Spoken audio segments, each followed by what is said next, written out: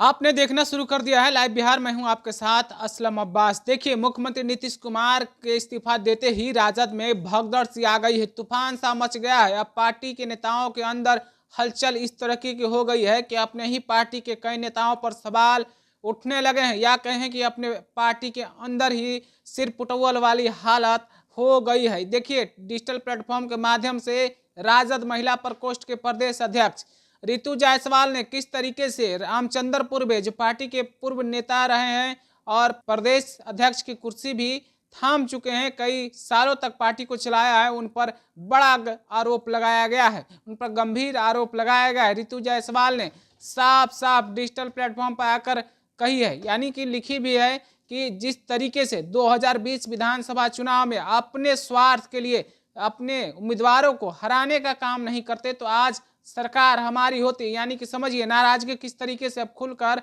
सामने आ गई है। यानी कहते हैं ना कि सरकार गई और अब जो है ठसक जो है बाहर निकल कर आ गई है। यानी कि जिस तरीके से पार्टी के अंदर अब जो है सरकार को लेकर हलचल मची है, उससे अब साफ हो गया है कि अब धीरे धीरे राजद के कई नेता अपने बगावती सुर को अपना सकते हैं। पार्टी के खिलाफ ही अब बगावती सुर में बोलते हुए नजर भी आ सकते हैं। खास करके जब से राम राज की बातें हो रही है, जब से कर्पूरी ठाकुर को भारत रत्न देने का ऐलान हुआ, उसके बाद से कई नेताओं के द्वारा इस तरीके के अब बोलचाल आपको देखने को मिल सकता है।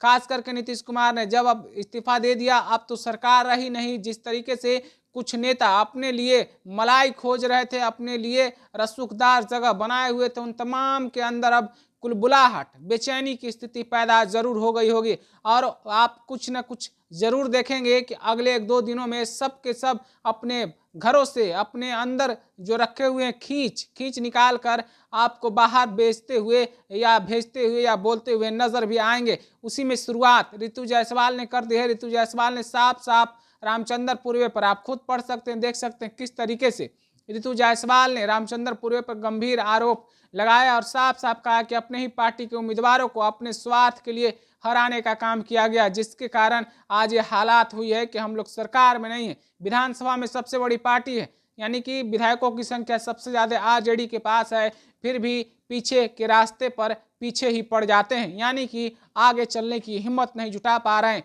इस तरीके के आरोप रितु जायसवाल ने लगाया है। आप समझ सकते हैं किस तरीके से नीतीश कुमार के इस्तीफा देते ही पार्टी के अंदर कई नेताओं में बेचैनी शुरू हो गई है। आने वाला कुछ दिनों में आपको बड़ा बड़ा नाम भी इसमें दिख सकता है। हालांकि महागठबंधन की सरकार में नीतीश कुमार के खिलाफ कई राजद के नेता थे जो लगातार मुख्यमंत्री नीतीश कुमार पर बोलते रहते थे। तेजस्वी यादव को सत्ता सौंपने की मांग करते थे, मुख्यमंत्री बनाने की मांग करते थे, लेकिन अब अपने ही नेता पर सवाल उठाते हुए नजर भी आपको आएंगे। फिलहाल आपने रितु जायसवाल का ये डिजिटल प्लेटफॉर्म पर बातों को सुना है, पढ़ा भी है। आप अपनी राय क्या रखते हैं? क्या सचमुच में अब राजद में भगदड़ की स्थिति उत्पन्न होने वाली है? क्या सचमुच में अब राजद के कई नेता पार्टी से बाहर हो जाएंगे, पार्टी को छोड़ देंगे? तमाम तरह के कयास, तमाम तरह के सवालों के बीच में आप अपनी राय क्या रखते हैं, हमें जरूर बताइए। तब तक के लिए आपका शुक्रिया। लाइव बिहार यूट्यूब पर सब्सक्राइब और फेसबुक पर लाइक जरूर करें।